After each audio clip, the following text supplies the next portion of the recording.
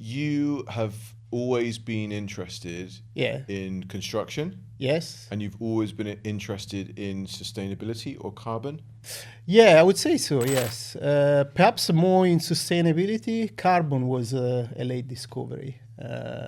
Particularly because when I started my career, carbon was not a hot topic as it is at the moment. So at the time, it was more sustainability. Yeah. Even when I set my consultancy up in 2007, and carbon wasn't a thing then. Yeah. People were talking about sustainability loosely. Correct, yeah. But not really with any passion. Yeah, exactly. Perhaps carbon came a bit later, I would say. So perhaps main concern, I would say around beginning of 2019 probably.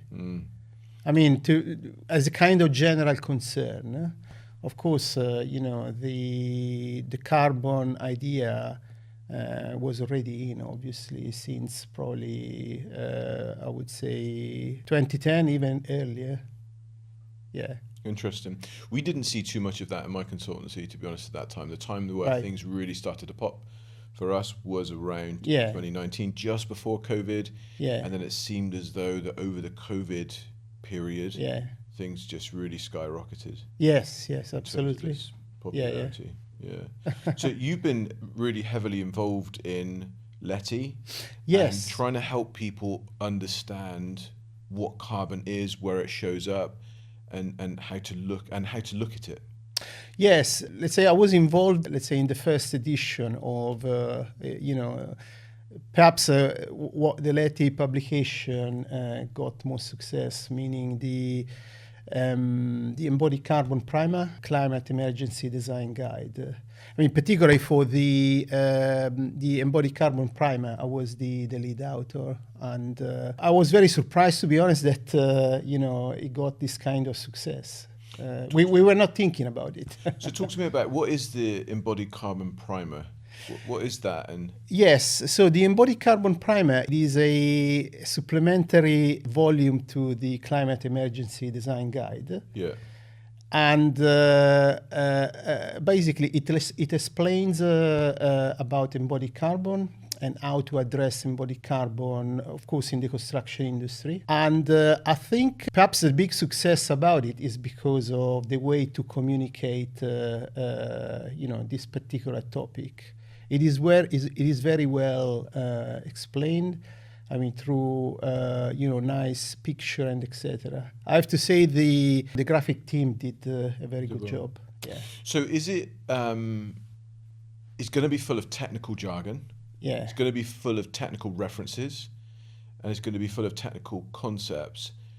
But if I wasn't in the construction industry, would I be able to understand? Or how easy would it be for me to understand the things that are presented in it? Yeah. Let's say it is very well explained. Of course, you need a bit of background, to understand technical terms, obviously. For example, you need to understand what embodied carbon is, obviously. And a lot of other contents as well. For example, you should know what is the standard EN 15978. Because otherwise, you will not catch the meaning, obviously. So that's great. So I don't know what the EN 15978 is. Yeah. What is it? So it is the standard that defines the methodology for addressing, environmental emissions coming from buildings. The edition we are using at the moment was issued in 2011. That's why I said that perhaps, carbon was, let's say, in the industry, before 2019, yeah. So what you're saying is this standard came out, and it was from there that we were able to build to a place where we're at the moment, where we understand what the definition is, we understand where it's come from. Yeah, absolutely. So the standard defines the methodology to be followed, and everything is based on the standard. For example, the RICS professional standard is based on this particular European standard. And surprisingly, it is used globally, even by, in Australia, but even in the US as well. Okay. Yeah. So just put in real simple terms what embodied carbon is. So embodied carbon is the carbon emission coming from the manufacturing process of building products, and for the transport of the building products, the construction of buildings, the maintenance, the replacement of any building elements over the life cycle. And then, of course, what is called the end of life of buildings, meaning when a building it is demolished or replaced at the end of life, what would be the impact from all of these end of life activities? So all of these phrases that you've come up with, I am very, very well versed with. Yeah. And I understand what they are. Uh-huh. And maybe a good percentage of our listeners would be in the same boat as me. Yeah. But do you think we'll ever get to a stage where embodied carbon is really understood by the general public? Yeah, absolutely. Absolutely. I think, to be honest, I could see over the years that people in the industry are basically understanding more and more the subject. To be honest, it was very, it was nice when I first started working this subject in 2014. And I remember the first time I attended a meeting with the contractor at the time. When I introduced myself as a carbon consultant, I remember, the design team laughed, okay, because... what's this? It's not even a proper job, right? A carbon consultant. Correct. Yes. What are you doing here? Yeah, exactly. Who's let him in? Correct. Yes. And so the way I can see the industry is at the moment, obviously, I can see that the improvement has been made. Obviously. By the way, recently was published the Net Zero Carbon Building Standard. Yes. So, this basically shows the big step it has been done, to be honest. So I don't think the biggest step is producing the standard. I think that the biggest step is getting organizations together to decide and come up with that standard. Yeah. So you had... people from LETI, you had people from RICS, you had people from SIBSI, just all of these large organizations that historically have worked in silos came together. That, for me, that's the big wonder. Correct, like yes. The ninth wonder of the world. Yeah, absolutely. I think it is important to have an alignment. Absolutely, between all of these organizations, but because we are working one industry, so it's important that all of these alignments are in place. Were you involved in that process? So I was involved, but only from the LETI side. I went for a review of the benchmarks, but internally within LETI. Yeah. Okay, good. Yeah, because we got involved too. And it was impressive. It was impressive to see people from other organizations that were just so open and free with information. Yeah. And just so...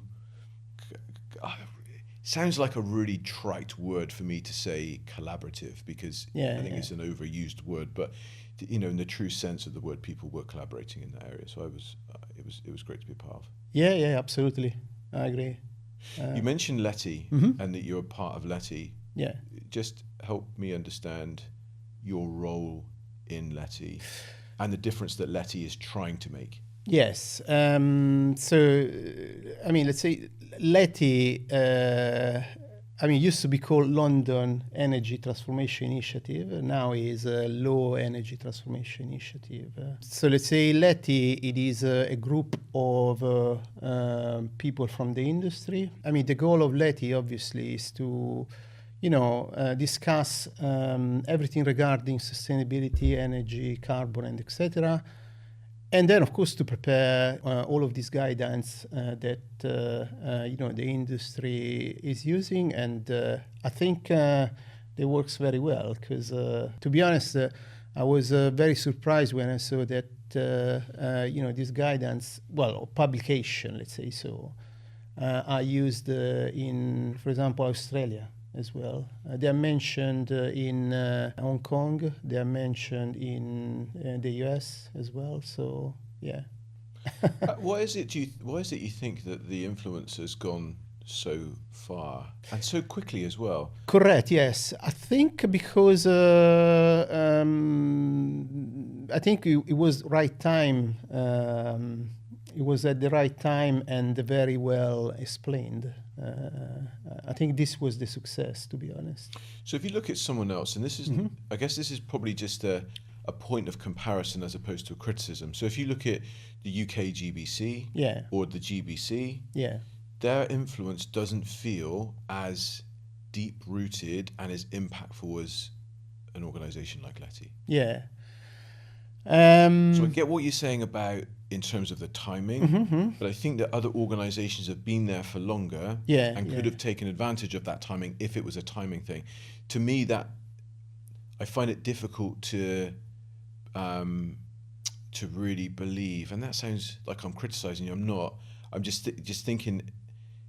Is it really a timing thing? Was it a mistake, or did they have an approach, or do they have an approach that is so fundamentally different from anything else that's when it stood out? Yeah. I think the great success was that the publications are very well explained and graphically well explained as well. Normally, they're not technical publication, as could be a standard. Okay. They are very well illustrated. I think this is part of the success as well.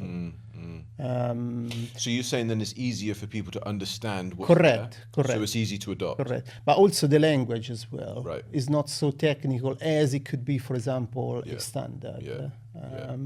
But I suppose I've seen a lot of other publication by, for example, the UK GBC.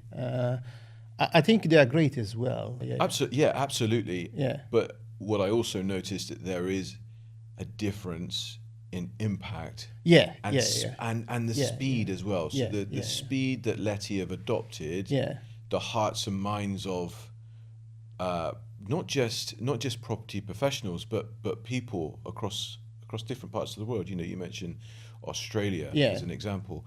But just how quickly that they've done that. And I think what you're saying there really resonates with me, because when something's easy to do, it's easy to adopt. Yeah.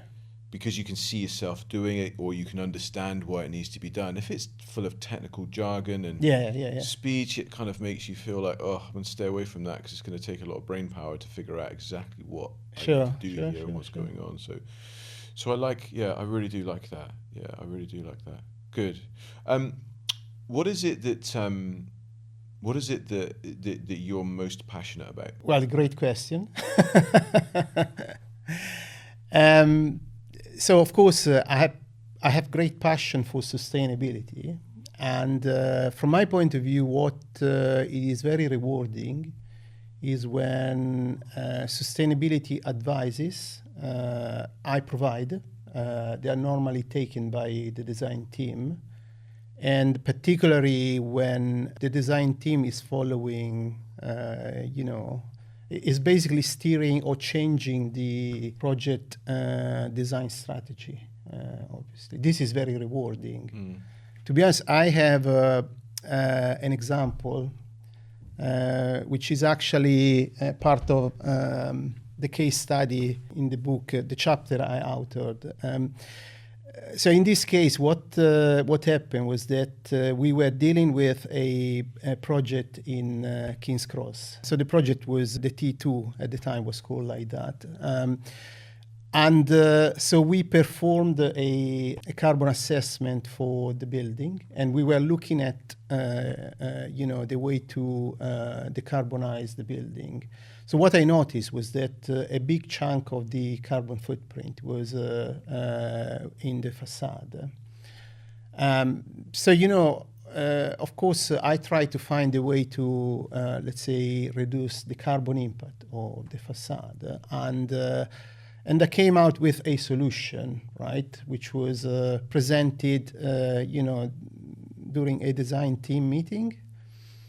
And to be honest, I was presenting my idea in front of, I remember there were a lot of people in front of me, structural engineer, architects, and a lot of other people. Surprisingly, to be honest, they were basically following what I was proposing. And I think this was very rewarding. And actually, when I saw for the first time their response, to my obviously strategy, that they had changed the facade design, particularly from the architect and from the facade engineer, that was very rewarding. Very rewarding. And because the reward came because of the impact that it's made? Correct, yes, exactly. Yeah. Talk to me about the publications that you've been involved in. There's a couple of books that we've got here on the table in front of you. Just, you made reference very briefly to the Targeting Zero book. Just talk to me about that, your involvement in that, and what that seeks to address. Sure. So the Targeting Zero is a book authored by Simon Sturges. At the time he was my managing director. It is a book that explains, embodied carbon and whole-life carbon. And I was involved in the book because I co-author a chapter. Particularly, the chapter is about case study for facade, whole-life carbon implication in facades. And, other chapters are authored by other former colleague of mine as well. But I think it was great at the time, this publication, because I think it was published in 2017. Before the period where basically carbon started to be more popular. Mm-hmm. Yeah. And what does it try to address? What's the... Yeah, it is, in other words, it explains the embodied carbon and the whole-life carbon with a lot of case studies. Yeah. And what's it trying to do, though? So is it just an information book, like a bit of an encyclopedia, dictionary type of approach, or is it deeper than that? It is an illustrative book through, case studies, just to explain better concepts. Yeah. And so is it a how-to, just trying to discover, or just trying to get clear in my mind the problem that it solves? Is it solving the problem of defining what net zero is and how to get there, or is it defining, solving a different problem? No, it's not addressing net zero. I think because at the time the net zero concept was not popular as it is now. Mm-hmm. I think the net zero concept came a bit later. But of course, on the book is explained all the concept around, the embodied and whole-life carbon. I mean, the whole-life carbon is a concept itself, meaning embodied plus operational. So I think for the time it was issued, it was a big step ahead, to be honest. Also, there is an introduction on circular economy concept as well. So I think at the time it was very early stage. But of course, there is a mention of this, and particularly how the carbon and the circular economy basically interact with each other. Yeah. Let's talk circular economy. Yeah. Do you think we'll ever get to a stage where things are created for a better fit within a circular economy? because at the moment it feels like something's created to end, and then we think towards the end of its life, right, how can we plug that back in so that it can form a circular economy as part of a circular economy. Does that make sense? So of the things that are created, are they created with circular economy in mind? To me it doesn't feel that way. It feels like they're just created for a linear economy, which is it's created, it now gets destroyed or hidden away. Do you think we'll ever get to a stage where the initial creation of a product is going to actually be with that whole kind of circular piece in mind? I mean, I understand your concerns. I think that should be the final goal. From my point of view, we are not there yet. I think we are just moving out from the linear economy at the moment. Of course, the goal is to achieve a full circular approach. I can see little by little, obviously, things are done. I suppose it is a slow process. I think because there is a lot of investment as well, to make it real. However, the circular economy principles or concept is very broad. So, in order to address everything, obviously, it could take longer than expected. And it's difficult to know how long it should take as well. As you think about it objectively. So for hundreds, thousands, however many years, predominantly, it's been a linear process. Create it, doesn't work anymore, or it served its purpose, let's get rid of it. And so I think, maybe kind of getting a bit philosophical here, that probably mirrors what we experience in life, right? We're born, and we all know we're going to die. There isn't this lived experience which says, that there's a circle, it's linear, isn't it? And so I think that when we think about our own way of thinking, maybe our own paradigm, it's easy to think into a thing of, well, I make it and then it just it's broken, or I hide it or put it in the ground. And that kind of mirrors almost what we do as humans as well. Does that make sense? Sorry to get all philosophical on you. but it seems as though that there's another approach of, okay, well, there's a different way. Let's change the paradigm. How can we create something so that it can be reused into something else? Perhaps there should be a shift of all the processes. I'm not sure if the industry is ready yet. At the moment, the economy is made for producing and selling, but not for taking back. Let's say I'm talking about holistically, because there is some take-backs activities as well, but perhaps not as it should be. It's tiny in comparison, isn't it?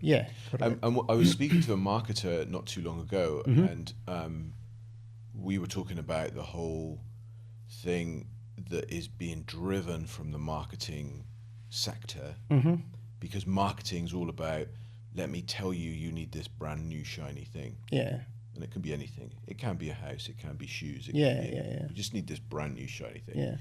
And so you buy this brand new shiny thing, and then the marketing then is driven of, well, we need to sell more brand new shiny things. So you need this brand new shiny thing, this brand new shiny thing. And it isn't within marketing, generally speaking, like miles away from this situation where, let me give you this, and you're never going to need to come back for another one. Yes, that's a good question. So with our clothing, with our homes, with our cars, with all of these things, and that's the circular economy principle, isn't it? Is that you have this one thing or something's created, and then it just keeps producing. And so you see that in nature, don't you? You see that in the way that trees are and the flowers are. The seed is inside, and so it. So it depends on obviously what industry we are talking about. Of course, we work in the construction industry, so this is different from, for example, the fashion industry or from any other industry as well. Perhaps in construction, all of these concepts could be more applicable. But just because normally in construction buildings are made to last, so the material used, perhaps they are more robust and ready to be enter in a circular approach rather than, for example, what's happening in the fashion industry. So I think that when we start to talk about life cycle of building being 60 years, that maybe they're not built to last. And so they are still, it's still linear as opposed to circular. And because all we're doing here is we're saying, well, the building is going to be done in 60 years, or the lifespan of the building is done in 60 years. If it goes beyond that, we're high-fiving each other, telling one another we did a great job because it's lasted longer than 60 years. But it's still linear. And so the marketing, going back to my marketing example, the marketing machine is saying you need a brand new house, you need a house, you need a new house, new house, new house. But there doesn't seem to be the marketing machine that's coming out saying, look at our existing building stock, let's make sure that we can live in this, or we can reuse that. Or when we are building a new house, let's look at the lifespan of that new house for maybe 300 years. You understand? Yeah, I understand. I don't know if I'm looking at it the wrong way, so please correct me if you think that I'm completely bonkers. No, you're right. I think one of the major problems that we are facing, and perhaps is the concept of obsolescence of buildings. From my point of view, it is fairly recent in terms of concept, because if you see what used to happen in the past, the obsolescence of buildings was completely different. To be honest, I don't have an answer to address the problem of obsolescence of buildings, but this is obviously to be addressed in the future, to be honest. I suppose circular economy concepts, if applicable to all the design we do, obviously, I suppose a big chunk of the issue will be sorted. I totally think so, and I'm with you in terms of I don't have an answer to the question. But it seems as though we are maybe awakening to the possibility of what could it look like. But I guess the point that I've found over the most recent years is that we're calling something a circle when it really is just a line. Are we really doing that? And so that there needs to be a paradigm shift, as in a shift in the way that we think, as opposed to how do we just bend the line a little bit, and it's kind of it's got a slight curve on it, and we're calling that a circle. So from my point of view, there are a lot of great principles. Okay, there are a lot of great concepts. There are a lot of great possibility. The problem is when everything is combined with the real world. So it works in theory, but practice. Precisely, yes. Let's talk about your publication. You have publicized some stuff. I call it stuff. It's not stuff. Tell me about the publications that you have. Let's say I've been part in a few publications, mainly addressing, lifecycle assessment, embodied carbon, circular economy. One of the fundamental, perhaps research projects, but which comes with publications as well, was building as material banks. It was a European funded research project. So I was involved in it when I was at BRE in 2017, 2019. And the goal of this research project was to enable the circular economy in the construction industry. So the website, it is still active, and it is possible to download a lot of publications. I took part in a few of them. I mean, particularly one which is very interesting from my point of view about what we are discussing at the moment in the industry is a pilot project built in continental Europe. It is a project called BRIC. At the time it was called BRIC, is an acronym.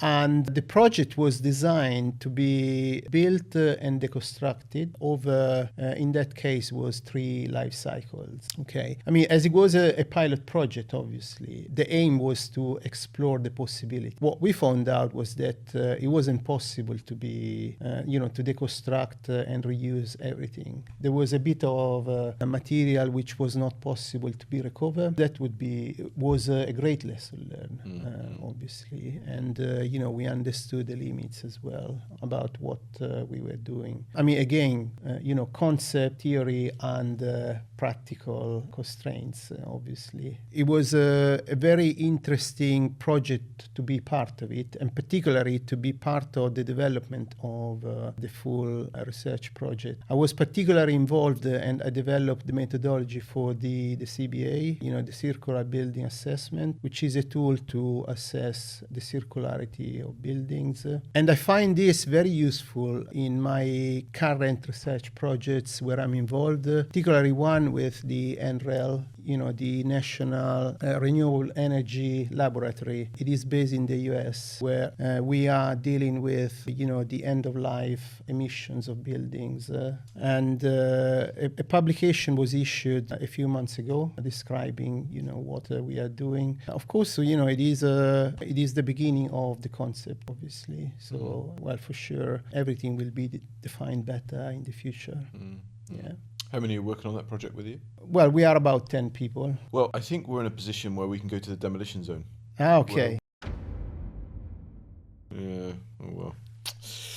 Well, you have created 2 towers, it looks like, yes. Yes. And you've been quite precise with the colours. Yeah. So it was interesting to see if that's there's a story behind that or if that's just chance. But what does this represent? Okay, so this represents the carbon impact of buildings, particularly the carbon impact of design versus construction. So you can see the differences. I mean, normally this is what the carbon impact is during design. And so that's the smaller of the 2 towers? Correct, yes. And this is the carbon impact, I would say, post-practical completion. From my point of view, often people believe that the design impact is the final carbon footprint, but in reality it's not.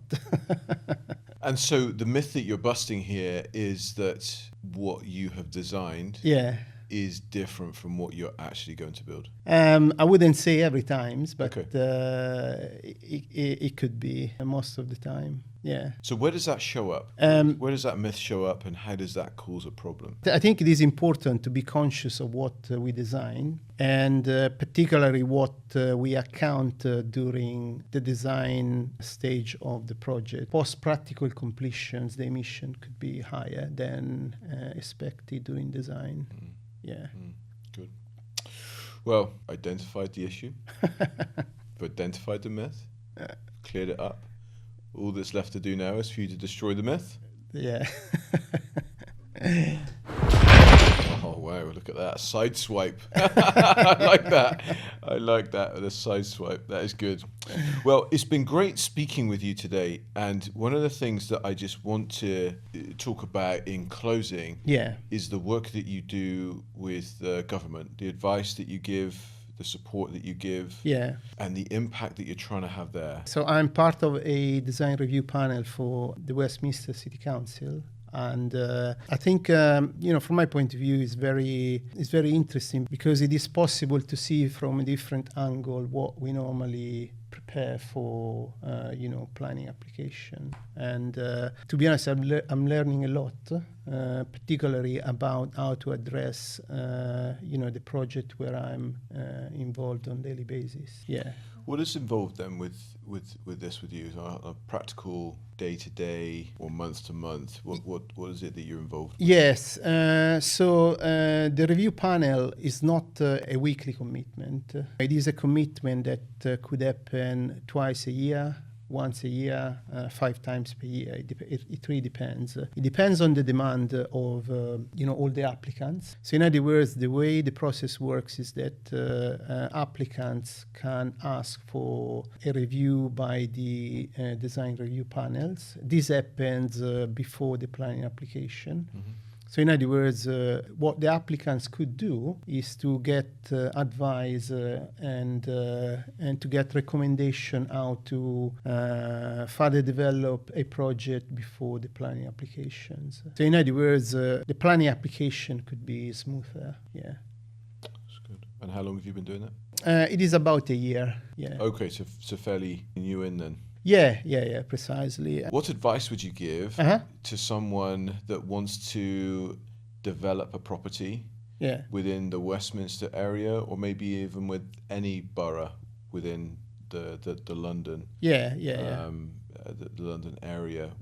What would you point them towards? Yes, I think so. Let's say particularly in London, it is very valuable, the way to retain existing structure, existing buildings. Of course, the first advice obviously is to explore, first of all, any potential retention to be applied on site. What I would suggest is to basically understand what the local authorities demands in terms of emissions as well. But this because it would allow the applicants to design something which is in line, obviously, with the local authorities' requirements, and not to have surprise during planning applications. I think that's the thing, isn't it? The better you can plan and submit something in, the less surprises there are. Chances are increased that you get what you're after. Yeah, exactly. Good. Well, is there anything that you think that we've not covered that you want to cover off? I think it was cover everything. Yeah. Yeah. Okay. Yeah. Good. Well, it's been great having you here on the podcast. Pleasure. It's been great listening to your wisdom and your perspective. I loved your demolition zone, especially that swipe of the right hand even to knock all those things down. But it's been a pleasure you coming on. Thank you very much. Thank you. Thanks.